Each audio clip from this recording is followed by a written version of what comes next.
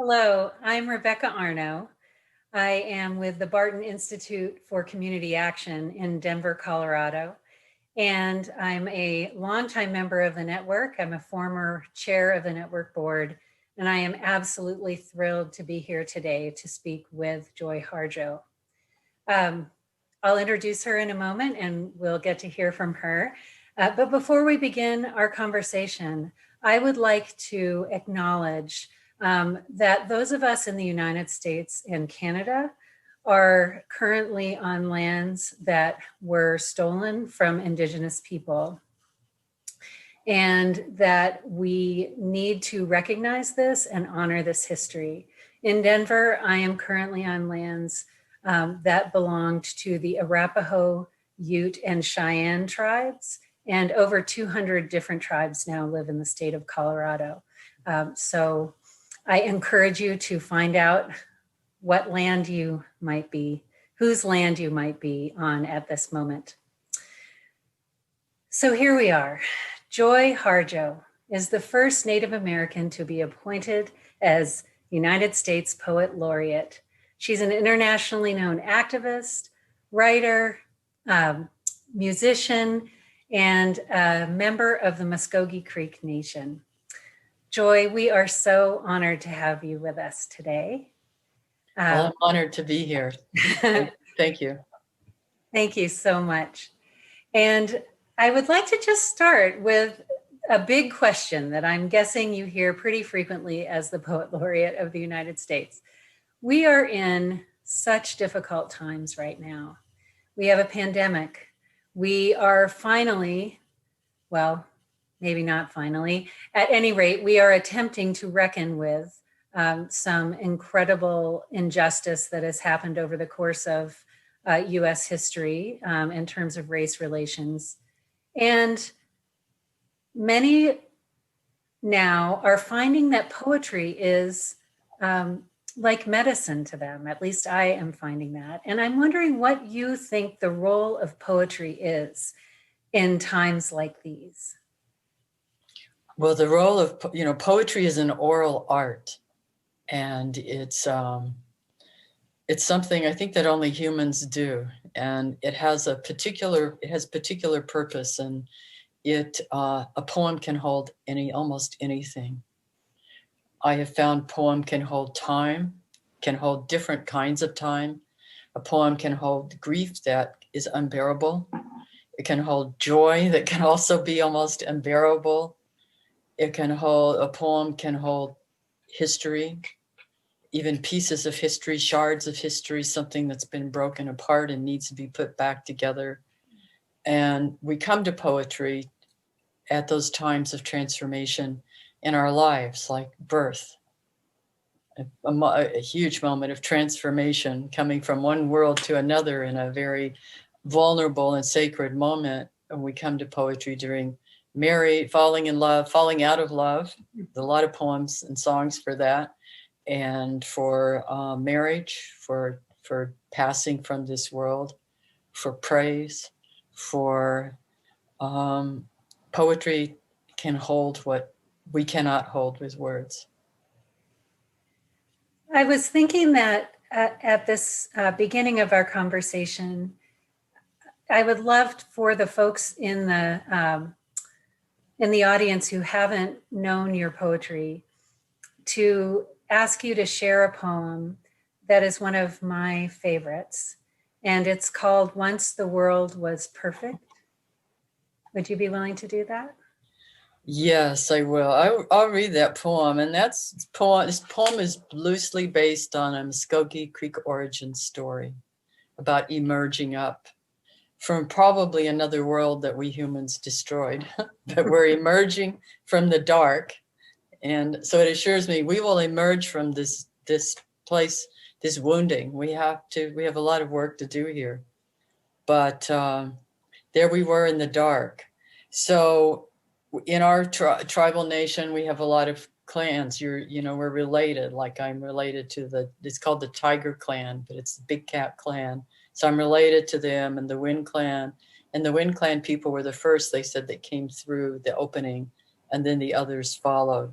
And so this is called Once the World Was Perfect. Probably that origin story happened around a time very much like this.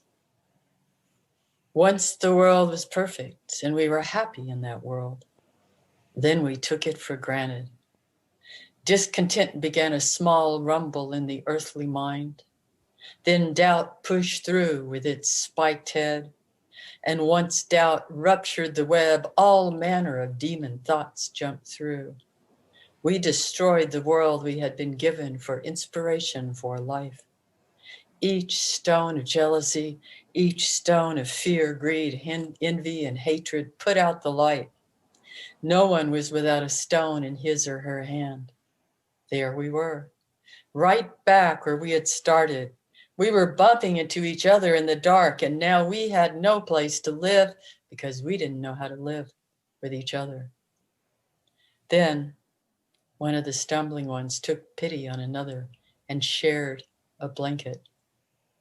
The spark of kindness made a light. The light made an opening in the darkness. Everyone worked together to make a ladder. A Wind Clan person climbed out first into the next world, and then the other clans, the children of those clans, their children, their children, their children, their children, all the way through time to now, to you. Thank you so much.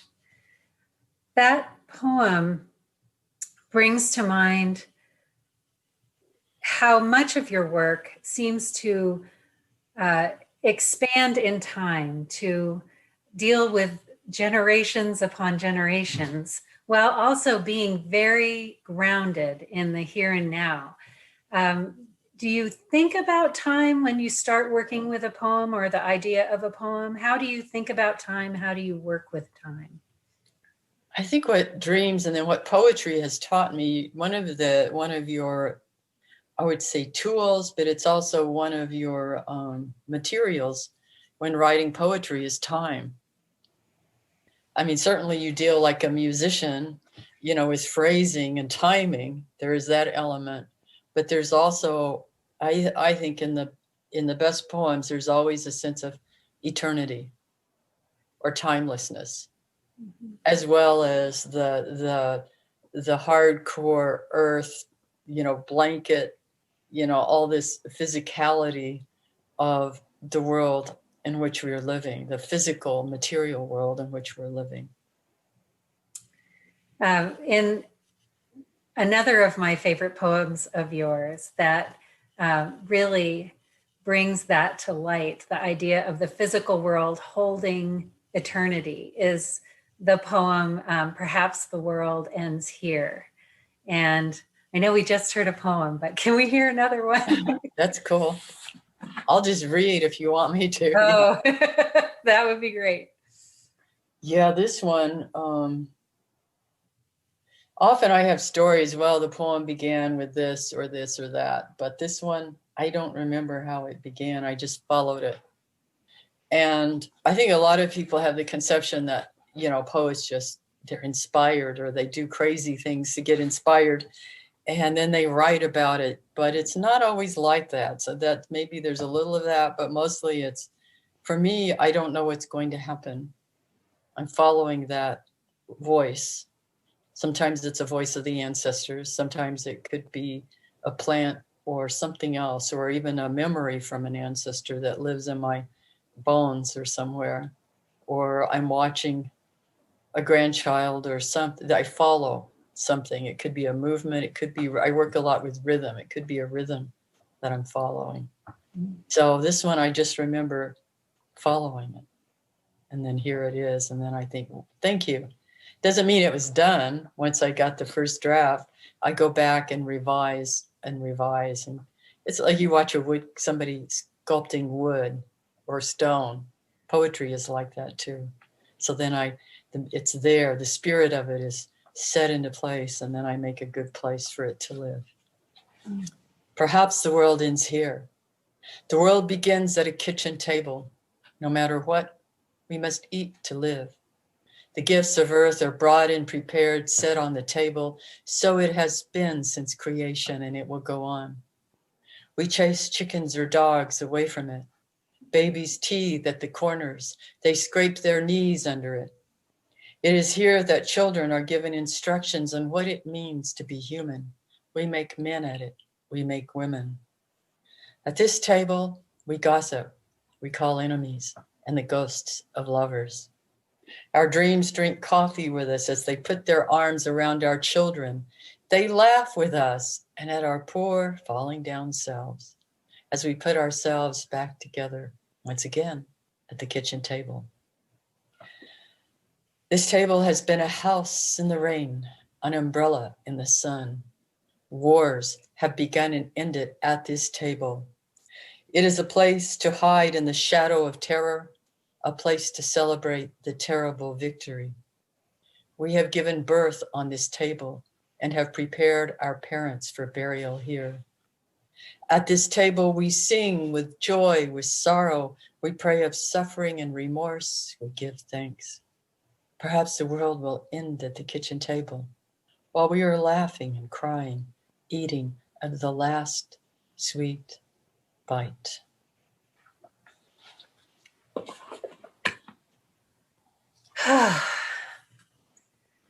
So beautiful. Thank you so much. I think of the world as a kitchen table, and that we're all really at the kitchen table university. So much we learn at that, you know, sort of the family origin place, you know, that goes on at the center, or the fire at the center of the house, you know, the fire in the stove, you know, the stove, that's the center, that's the fire there. You know. So you mentioned this a moment ago about the oral tradition of your people and how that has influenced you. Mm-hmm. And the written word has really been a more recent phenomenon in the storytelling tradition of your people. And I'm wondering if you can talk about how you work with the oral tradition and the written tradition together, because I very much hear in your work the rhythms and the musicality that you've talked about. And I'm wondering if you read aloud to yourself as you're writing, or if you can talk about that interplay of the oral and written. Yes, in fact, well, right now I'm in the last revision of my new memoir that will be out next September, that I've written during the pandemic, called Poet Warrior, A Call for Love and Justice. And so the last revisions of it, I read it aloud to someone else. I've learned there's 3 different levels of reading aloud. There's one where you just read aloud to yourself. And I always tell anyone writing, whether it's a paper, anything, read it aloud, because then you'll catch. It's all about listening. And then the next level is reading to someone else. And the third one, which is a little more tricky, or you find you have to be willing to be humiliated and shamed, is to read something new aloud to the public. You know, there you catch everything, you know, that needs to be changed or shifted. But yes, I think most of the literature in the world is oral. Yeah. If you think about it, written literature historically has been available only to a few. And some of our biggest epic texts are not in English language. And some things aren't meant to be in English language. They belong in a certain place and time. But I think I've been, you know, as a musician, and then I was thinking about it and writing about it in my memoirs. I was going through and revising as I listen, is that when I went to Indian boarding school in the late 60s, it wasn't the usual Indian boarding school. It was an experiment. We're in Indian, I'm called Indian, that's what we call ourselves in Indian education, that instead of the usual, we still had the military system in place, but we also had the best native artists teaching us. And I didn't take poetry then. I didn't take writing. I was drawing. And then because I said I will never get on a stage, I wound up performing and being part of one of the first all-native drama and dance troupes. But as I was thinking about it the other day, it's that we were the generation we were still fresh from oral cultures. That we didn't have, when I was growing up, there was a point where we got a television. Not everybody had, there was a point for that. I guess people were listening to radio, and there was a lot of people talking to each other. That was the central, storytelling. It was in person. I still like that a lot. I still like that. My memoir opens with sitting with the old ones I call, and now years later, I'm sitting just like my aunt and then my cousin's father. We're sitting talking about the same things years later. There's that. But I remember thinking, as I was writing, that we were still close to those cultures. So yes, we had some brilliant storytellers and poets, but when it came to the English classes, what relationship did we have to a fourth grade reader that we were given to read, because it was assumed we couldn't read very well, about a banker sweeping, about a banker. It's like, yeah. Our arts classes were excellent. We had some of the best arts teachers, but I was thinking about how close we were and how because of colonization, some of that has been disturbed, but it's there. It's always there. It has been there. It will be there after all of this is gone. That's a very hopeful statement. And you performers and poets and musicians are the ones who carry that forward for us. So that no matter what happens in the tumult of society, we have that to carry forward, which is quite beautiful. Yeah, the arts carry the spirit of our peoples. Mm-hmm.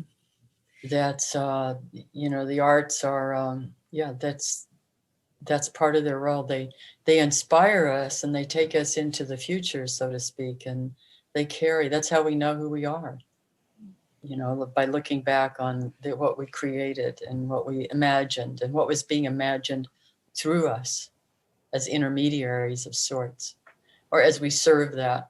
I think we're all in service. It's not just so-called service people, but all of us are in service. Earlier, can you share again the name of your new memoir? Poet Warrior, A Call for Love and Justice. So in that, I hear that the poet is not a reflector. A poet is a warrior. A poet is an actor. And a poet has a role in bringing forth a just society. And I'm wondering if you could talk with our audience who are around the world, all interested in using words for social good, about how you see yourself as a poet, as a social justice warrior. First of all, I like the title. I didn't come up with it. My editor did. They always going to call it For Justice for Love. That's how I used to always sign things. But after reading it, there's the character. She said I've totally reimagined memoir, but there's a poet voice. And there's a coming of age ceremony that happens in the book that surprised me. And she goes from being given a name, Girl Warrior, to becoming Poet Warrior. But I came to writing poetry. People weren't poets where I grew up. My mother cooked and cleaned. My father came from oil money, Indian oil money and my grandmother and my aunt were painters and all, they were tribal leaders and speakers. And my mother's people were musicians, musicians and poets, and had no money. But I went to, so I didn't know I was going to be a poet, that I was going to be a painter. I was not a speaker. I did not have a way with words. I still don't feel like I do necessarily. I've been with practice and with a lot of patience by my spiritual teachers, here and there. But I started writing poetry as a student involved in Native rights movements in New Mexico as part of the Kiva Club. which was about, it started out as it was instituted as a social club, but it became in the very early 70s a club too. We looked around our community, these are our communities, not just the university community. And how can you stand by when you see racial prejudice and you see your people, being hurt, and you see this. We had to, we made, we went to work. And that's how my poetry, I don't think there was a point. I know what broke it open for me was to realize there were Native poets. I've later learned, yes, we did have Native poets. They were not in our textbooks, but I was around, I wound up I was in Albuquerque where the school was, University of New Mexico. There were poets, I got to be there with Leslie Silko, major Laguna Pueblo novelist, poet, Simon Ortiz, Acoma poet, Jim Welch, I knew about him, from up in Montana, Blackfeet poet. And I was around, it was the time of the beginning of the multicultural literary movements, and with Ishmael Reed taking us all into a circle, and Jane Cortez became a major influence with her poetry. So I learned that through that the power, we all come, indigenous peoples, we come from a place that we know words have power. And so the poetry just took hold of me. I did not expect it. In fact, I was pretty reluctant. I love painting. I didn't have to talk to anybody. Yeah. And, I was painting in a socially justice way. I wanted to paint warriors, but warriors as people whose names you would never know. Like a woman who would get up early before dawn and cook and make lunches for everybody, and then go to work, go to school, and do her part, but no one might know her name. Well, you have brought those voices to many of us. And let's talk a little bit about how you're also bringing the voices of those other Native poets that you discovered and the Native artists you've discovered to the world. Now, can you talk both about the anthology that you've edited, and then also about the project you have coming up? Yes. Yes, I approached Norton about doing there's never been a comprehensive Norton anthology of Native literature. And I was told, well, it would be too expensive to do a literature because of permissions fees, but we would love a book of poetry, an anthology of poetry. So I looked around. I was teaching at that point at a school. I'm on my own now, and a wonderful University of Tennessee. I looked around and I thought, what resources do I have? I'm so busy. I'm working on I'm working on all these projects, and I'm teaching my students. So they were the first people I pulled into and started teaching classes in how do you put together a Norton anthology and in Native literature. So they were learning, and we had all kinds of speakers and permissions editors, all kinds, so they could see how the whole process worked. And then I pulled together the experts. They were all Native poets. So the anthology, I am not the only editor. I am one of many, many editors.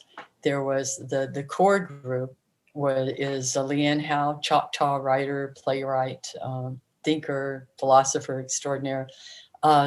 Jennifer Elise Forrester, who Mvskoke Creek, who as a child knew about my poetry and came up being a poet. And then we divided the anthology. It's a comprehensive anthology of Native Nations poetry from time immemorial to the present. So we have 6 geographical areas. We didn't want to go by political borders, and rather geographical areas. So we have 6 geographical areas and contributing editors and regional advisors and everyone. So all of us had a part in. It's the first time this has happened. I can't believe all this time, this is the first time we have a comprehensive anthology called When the Light of the World Was Subdued, Our Songs Came Through, a Norton anthology of Native Nations poetry. And yes, the title is long, that's my fault. But I think an anthology of like that of that size, it needs a title. An anthology like that needs a title like that. And first we only had a few pages. We said, well, the Norton textbook people said, well, people don't read anymore. Their attention spans have shrunk with texting. So we're not making the anthologies as large. So you can only have 300 pages. And I said, wait a minute, we have over 540 federally recognized tribal groups, and that's not everybody. So they upped the page. It came out to 4-something pages, 400, a little over 400 pages. It's a wonderful, incredible document that you've pulled together, and now you're taking it online. So what is the next step? That's a second anthology. Yeah, it says Poet Laureate. You have a project, and my term was renewed.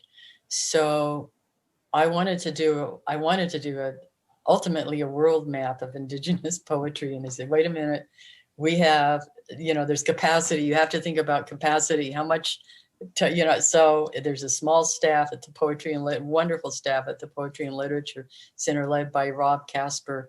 And when I went to work with this position, I said, Library of Congress, it's the biggest public library in the world. And people anywhere in the world can join, can get a library card. And I said, I want to see what's here. I've always wanted to know my way in here. So I met with all these departments, and I love geography and maps. So this project I came up with, is the idea of a digital story map that would be available to anyone that would show the earth with no political boundaries, the land, and place Native poets. We had to go with contemporary Native poets, and we only have about 50 because we have to do capacity. And it shows where they live, and there'll be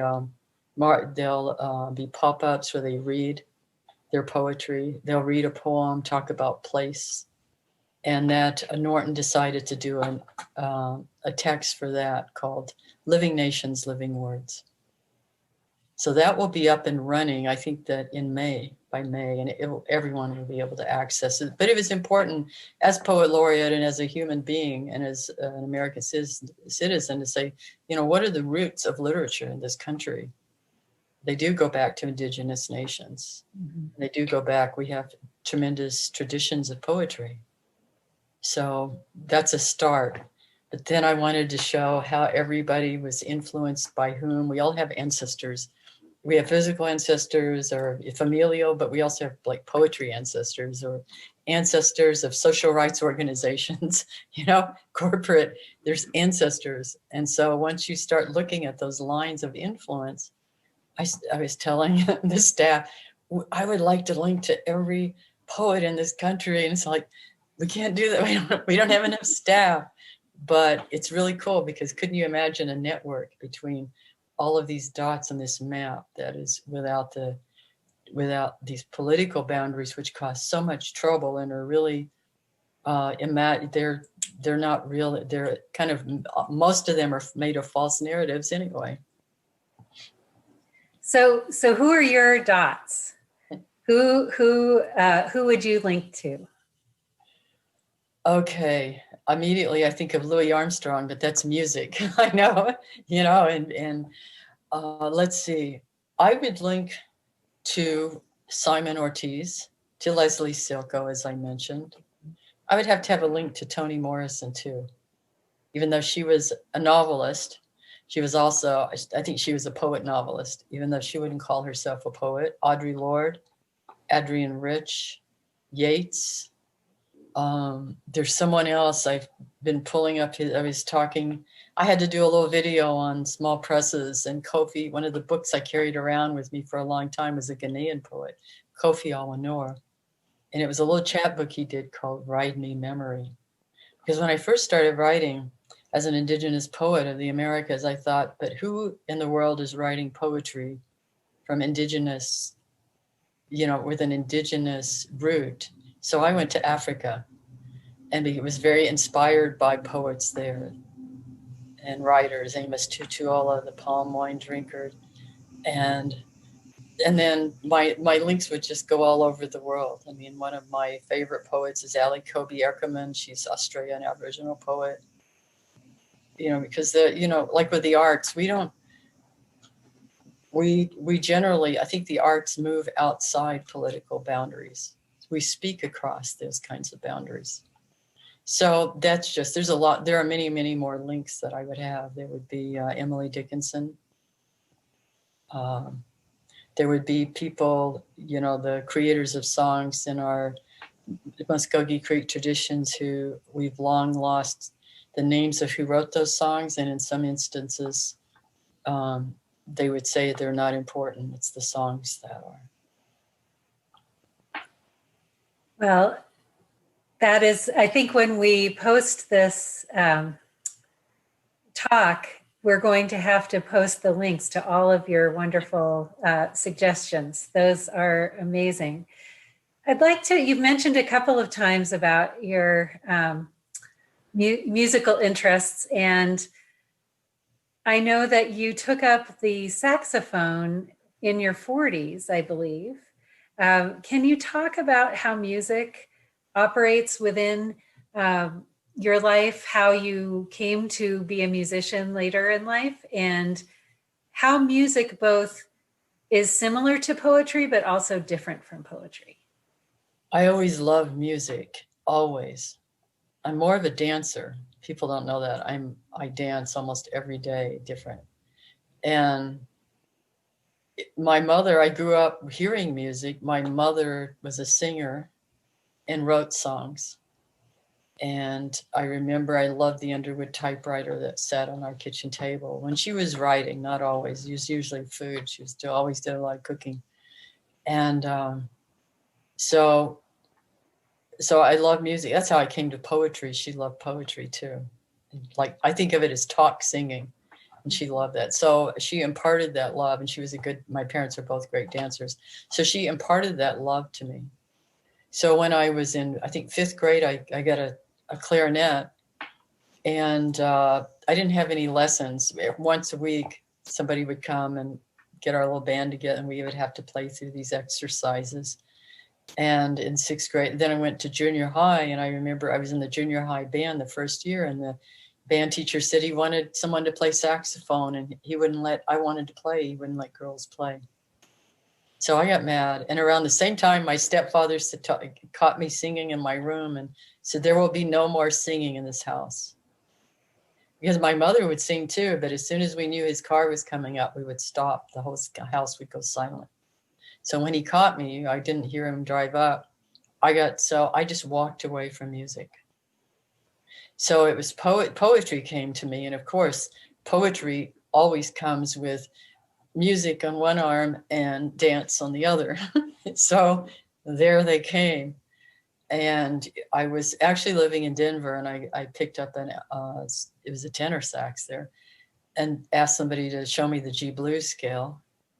And I started kind of fooling around. And then it wasn't until around 1990, 91, about 91, I was 40. I turned 40 in 91, I think, is that I started playing saxophone. And people who had known me as a poet would come and say, you can't do this. What? You're going to, one of my biggest fans, and she's been there all along, and my Italian translator says, why are you distracting yourself? But they did that when I wanted to be a poet, I said, you can't be a poet, you will starve. But I'd always loved the sound of the horn. I'd always loved that sound because I could sing with the horn like Aretha Franklin. I could sing. Well, I kept up with it, and I had a band. I started a band, Joy Harjo and Poetic Justice, and then I just play out with whomever. I play out with I always get the best musicians because I learn that way. I get musicians better than me. And so it's developed. I'm working on a new album right now called This Morning I Pray for My Enemies. And it's just like, to me, this is my dream album. I'm working with a producer, Barrett Martin. But, I've never seen poetry, music, or dance very far away from each other. So this morning I pray for my enemies brings to mind another poem of yours. Yes, I don't know if you have that one with you that you could read. I do. This morning I pray for my enemies. And whom do I call my enemy? An enemy must be worthy of engagement. I turn in the direction of the sun and keep walking.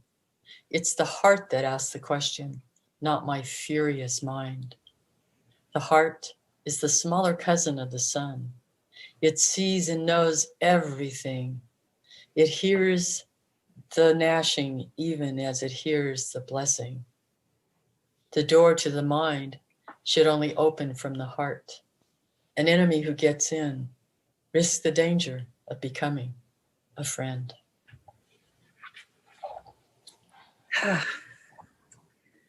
A piece like that draws us together and reminds us of what we share. I'm so grateful to you for that at this time when division feels so challenging. And in order to fight for justice, it seems like the people that we are trying to communicate with are the enemies. Have you,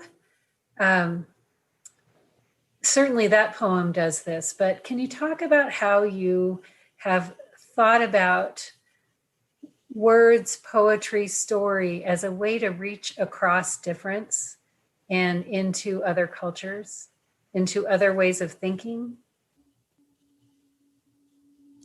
I think that's what poets and artists do without thinking.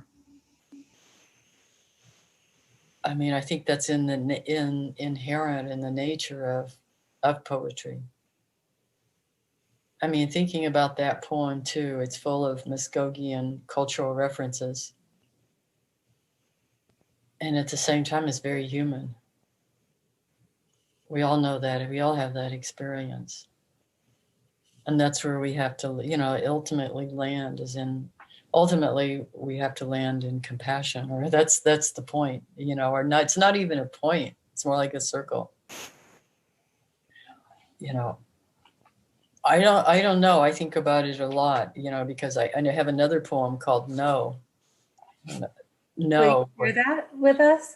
I will, because there's a place in it where I think, well, where it says, and like a fool, I expected our words might rise up and jam the artillery in the hands of dictators. Mm. So this is called No. I don't think I need to preface it anymore. No. Yes, that was me. You saw shaking with bravery, with a government-issued rifle on my back. I could not greet you as you deserved, my relative. They were not my tears. I have a reservoir inside. They will be cried by my sons, my daughters, if I can't learn how to turn tears to stone. Yes, that was me standing in the back door of the house of the alley with fresh corn and bread for the neighbors.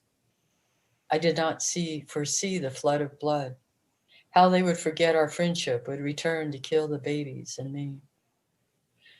Yes, that was me whirling on the dance floor. We made such a racket with all that joy. I loved the whole world with that silly music. I did not realize the terrible dance and the staccato of bullets. Yes, I smelled the burning grease of corpses, and like a fool, I expected our words might rise up and jam the artillery in the hands of dictators. We had to keep going. We sang our grief to clean the air of turbulent spirits. Yes, I did see the terrible black clouds as I cooked dinner, and the messages of the dying spelled there in the ashy sunset. Everyone addressed Mother. There was nothing about it in the news.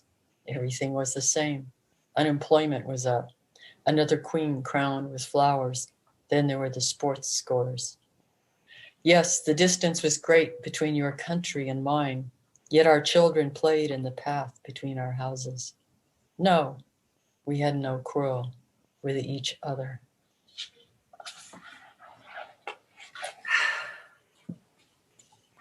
Beautiful.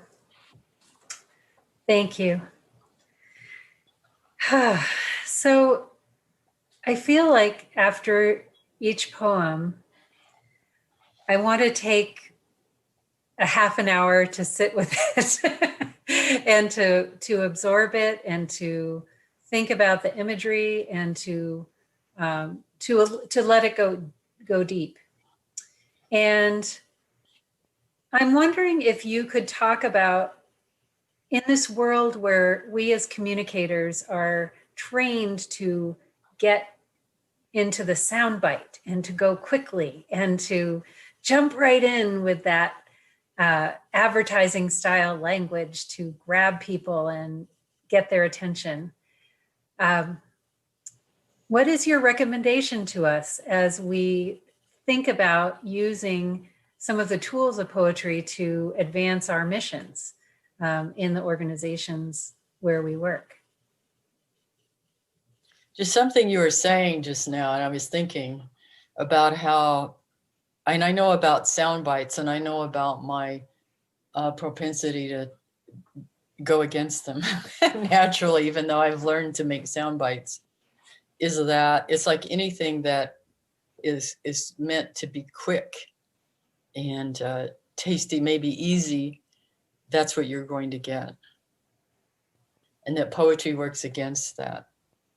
Because like you were saying, it's in the nature of poetry. It's not just mine, but it's overall in the nature of poetry to create a resonance, sort of like a time resonance or a resonance of, to create a resonance that goes past any kind of political rhetoric, that goes past any kind of, that it even moves past that artillery, into history. So I was thinking too, and it's not just me. I'm learning to speak some of my Mvskoke language. I usually use it in songs more often than in poetry. And then I lived in Hawaii almost 12 years, and I was around a lot of the language people. And then when I was at Indian school, I learned a little bit of Apache, but at the University of New Mexico, I got permission to use Navajo as my foreign language. So I learned that. I used to speak Navajo pretty well. I can still understand a lot of it. I actually worked in a language photographing as a photographer. I actually worked in a Navajo language program for a while. I've done a lot of jobs. As a poet, you do a lot of jobs to make a living. I mean, I cleaned hospital rooms. I've done all kinds of things. So, but the thing everyone is saying, and then our Mvskoke language people, is that the one thing you could go in and teach a language in a classroom, but people in this contemporary world are losing a sense of metaphor. That the speakers, and I'm sure that's probably true in English too, with it texting, there's not a lot of room for metaphor in texting usually. You lose that. It's about speed, just like sound bites. It's about speed. It's about, this a heavy thrust of a lot of stuff to break through and to make a point or to make a resonant, a quick resonant point. But what about metaphor? Like proverbs. I was going to say proverbial. I wonder that must be connected. Proverbs, but those tasty things, those like the poet of Rumi that stay with you forever. What about metaphor and language? I have to ask, do you consider hip hop to be poetry? Some of it. Some of that comes out of very old, the roots of hip hop are very old. Very old roots that come out of it's, they directly link to, indigenous orality and the love for language and making puns and perceptive, the best of it, I'm saying, not all of it, the best of it, and making perceptive observations on, regarding social change or lack thereof, and the state of the state of the nation, so to speak, the best of it. So the audience that we're speaking with today are people who are charged with oftentimes listening to community and then translating the needs of the community to a broader world. And we're in foundations and nonprofit organizations are in every community, really around the world. And we're all trying to help birth a better world for our various communities. So what would you implore us to do if you now have an ability to share what you would implore the folks at foundations with lots of resources, at nonprofits who are working deeply in community? What is it that you would ask us to be on behalf of our communities? Oh man, this is, I think about that a lot. I'm chair of the board for Native Arts and Cultures Foundation, which it was a dream. I mean, that organization, I saw it years and years and years ago. I didn't institute it. I'm one of the founding board members. So it all came about that I saw that there was going to be this organization. And I think that we're all a community. I think that we're all a community. I think what brings us all together is that what I guess connects everyone is that we're all working towards, it's about communication ultimately. It's about listening. I think that would be the first thing. I think that's the first thing for all of us. And when the poetry came to me, it said, "You poor thing, I don't know if we're going to take you on or not because you don't know how to listen." And I'm not the best listener. I try and I keep trying. I think that's why the music, you have to listen. It's about, you have to listen. Poetry, you have to listen. And I think that that's too, maybe the central role of those, of the all of our organizations is about listening to what it is, one, what we're doing, why we're doing it, how we're doing it. We have to listen to the past, even as we're listening to the future. And pay attention too to the roots. You were talking, I'm glad that you did the land acknowledgement at the first. It becomes tricky when you're, everybody is everywhere, and it's like, wait a minute, we are the land. Ultimately, you come to realize that this land is my land. It's not your land. It's like, if you look at the earth from the context, all about context from that's why that NASA image, that suddenly there was the ecological movement. Suddenly there was people talking about global, was when that image of earth was set free. So yeah, so ultimately you have to listen and to be, to keep that in mind, that beautiful blue, green, compassionate planet with all the complexity, because the challenges are how we grow our spiritual and physical and muscle. That's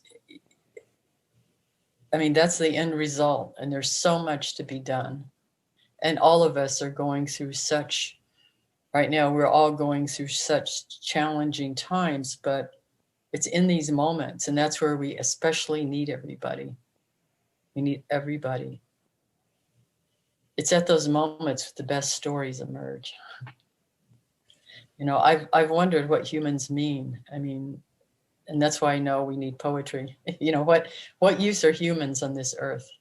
I've wondered that. If you think about it, this immense biosphere, and you see the trees doing their beautiful job, and you see the, everybody, you can see how everybody's doing their jobs, and what are humans? Here are these humans. How are they furthering this? Or are they stacking up trash or digging and destroying? Or I think you have to keep that in mind, and then realize that the children are all our children. That's what I was taught as a Mvskoke Creek person, is that they're all our children.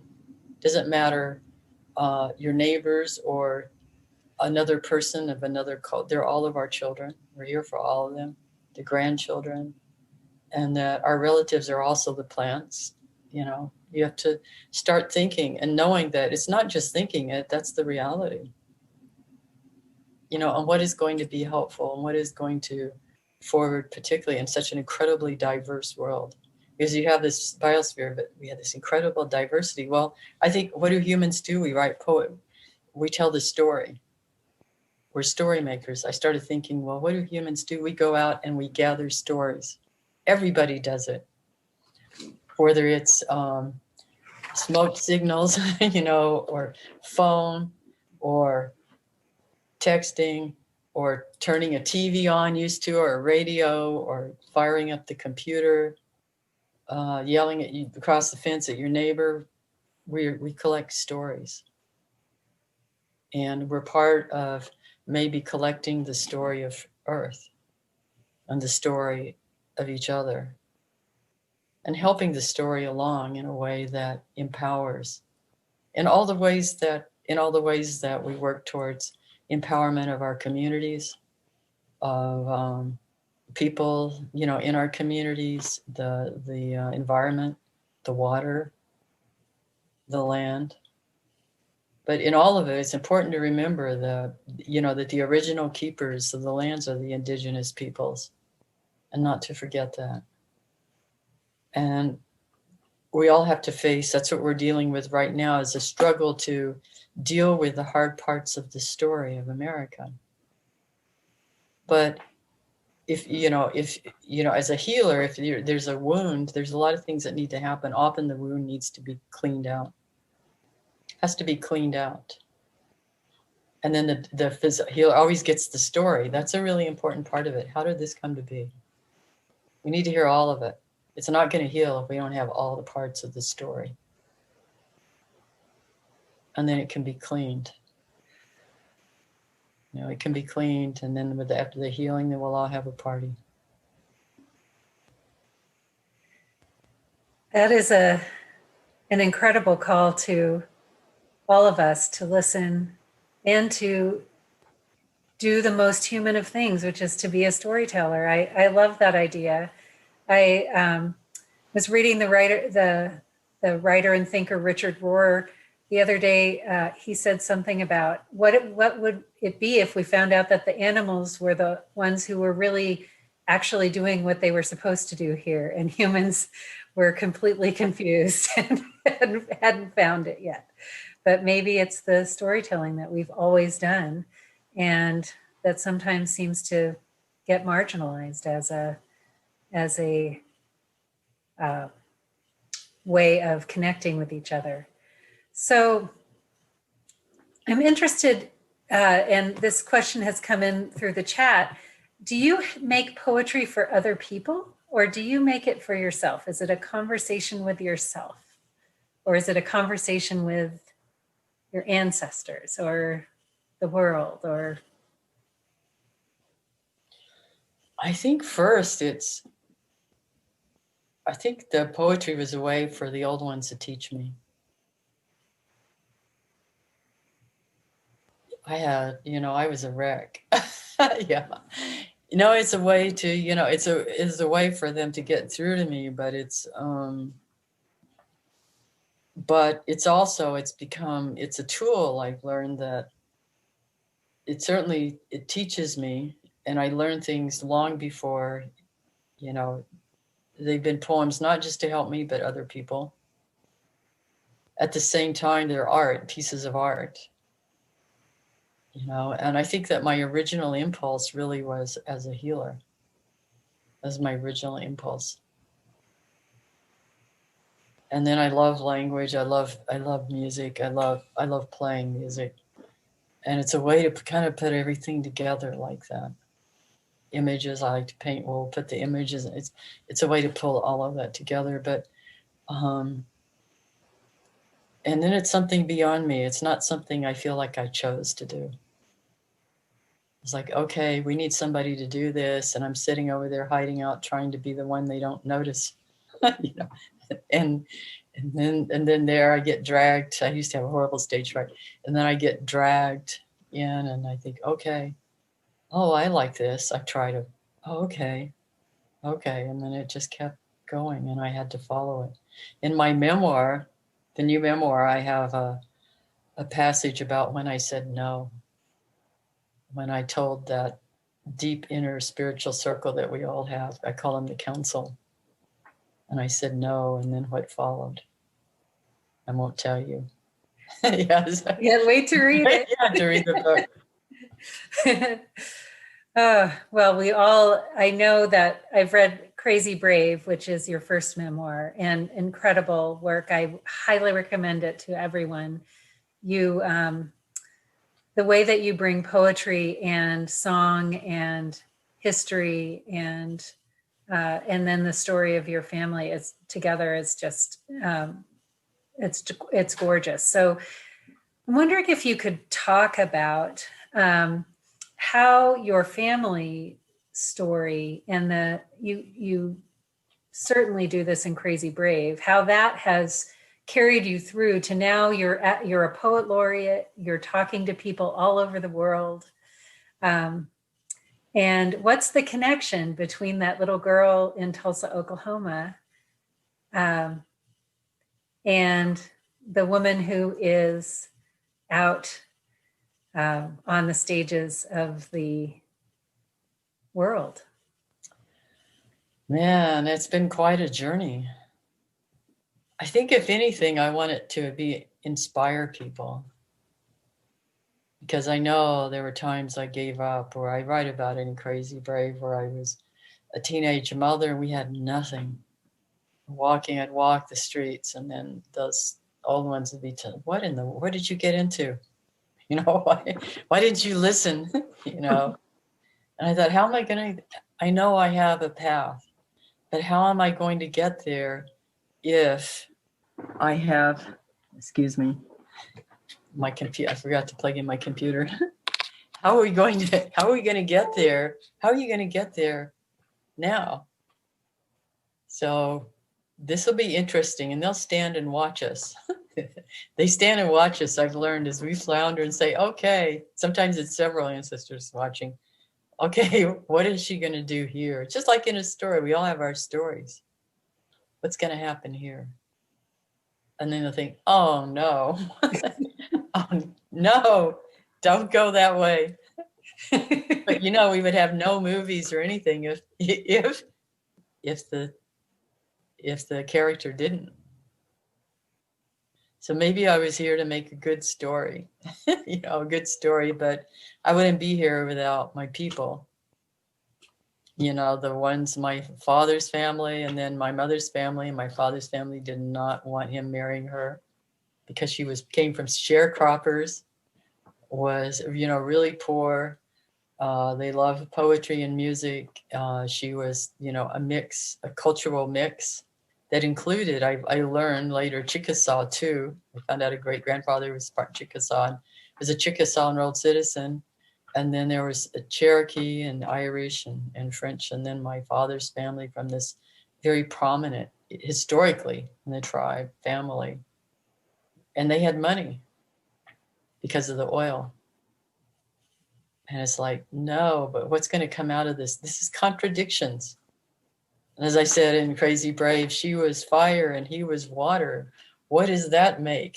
You know, makes for steam and you know, but that's what makes a good you know, that's what makes a good poem or a good story is, you know, okay, how do we solve these things? Like right now, we're going to start a pandemic in the world. You talk about global, then we're going to see what global is. You want to talk about democracy? Well, then we are going to have a little test here. We're going to test you and see what democracy is. You want to talk about diversity and equality? And we're going to have another test. We're going to run these all at the same time. We're going to see what this is. So that's what's happening. Yeah, I think so. I think we just have a trickster God who's like, okay, the grand story maker, you know, or a whole council of story makers for this mess. Well, that would explain a lot, I think. So Another question that has come in, what is your favorite word and why? I don't know that I have a favorite word. It's like asking who's your favorite child? Yeah. And why? They all have their characteristics. I know as I'm writing this that there are certain words that I'm saying, now what are they that I'm having to cut out? One of the words I'm going through and cutting out is haunted. I've had to cut. I'm thinking I've got too many haunteds in here. So I'm going through. Why do you think that word is coming up for you so much? Well, it's a memoir, and I'm going back. And then there's another word I've always tried to cut is world. I use that way too much. There was a time when I was using the word beautiful all the time, but I'm a romantic. And so there's words that come up that I start overusing, and I'm aware of them. I think, okay, well, you're coming up because you need my attention. So I talk to them, you're coming up, you need my attention. Let's, you're working way too hard. Why don't you sit over here for a little while?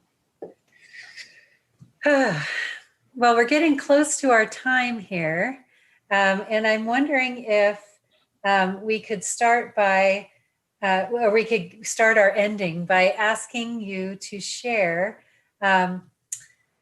If you could have each person leave this session and do just one thing, what would that be?